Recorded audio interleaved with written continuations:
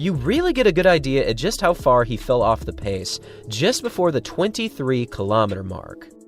This vantage point right here really showcases how much Kipchoge was truly struggling. He had fallen off so much harder than he had ever fallen off before, and this really wasn't like last year's Boston Marathon or even like the 2020 London Marathon when he got 6th. This really did appear to be a huge and vulnerable Kipchoge falling off the pace earlier than we have ever seen. And with each passing kilometer, he was sadly only losing more and more ground on the lead athletes. But he was still running, and he still had a massive advantage over the rest of the field, so potentially a solid time was still in the works.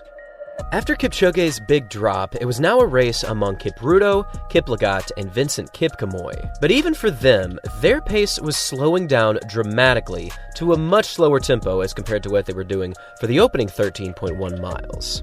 With such a brutal opening tempo and now increasing temperatures, the pace combined with the conditions made it nearly impossible to run fast. But ultimately, with a pretty impressive push all the way to the finish, Benson Kipruto found himself in the lead by a pretty big margin, and he managed to come away with this year's win in the Tokyo Marathon with a very impressive time of 2 hours, 2 minutes, and 16 seconds, improving on Kipchoge's previous course record by 24 seconds.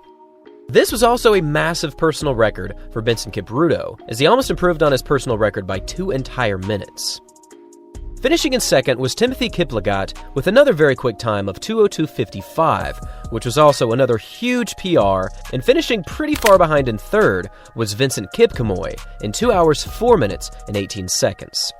Looking at all these positive splits, it is difficult not to address that these athletes went out way too fast for the opening half marathon. It's great to aim for a fast time, but 1 hour and 20 seconds for the first half was clearly too fast on the day, so moving forward, we should probably push back at least 20 more seconds. Now, for Eliud Kipchoge, his positioning was certainly not what he was expecting, as this was actually the lowest placement that he has ever had in the marathon, and for this race, he finished in 11th overall with a time of 2 hours, 6 minutes, and 50 seconds, which, all things considered, is actually a pretty phenomenal time considering how badly he hit the wall all the way back in kilometer 20. I'll admit it was difficult to see Kipchoge under these circumstances all the way back in 11th, and we're still waiting to see exactly what happened, and I'm sure we'll learn a few things over the next few days. But this was a really big blow to his momentum, and perhaps it might make a difference as to what happens in this year's Paris Marathon Olympic Finals.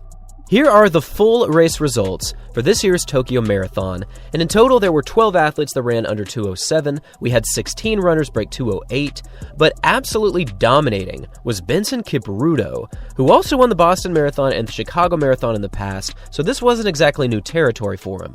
But for today, he is the newly crowned 2024 Tokyo Marathon champion, and this is also the fastest marathon ever run on Japanese soil.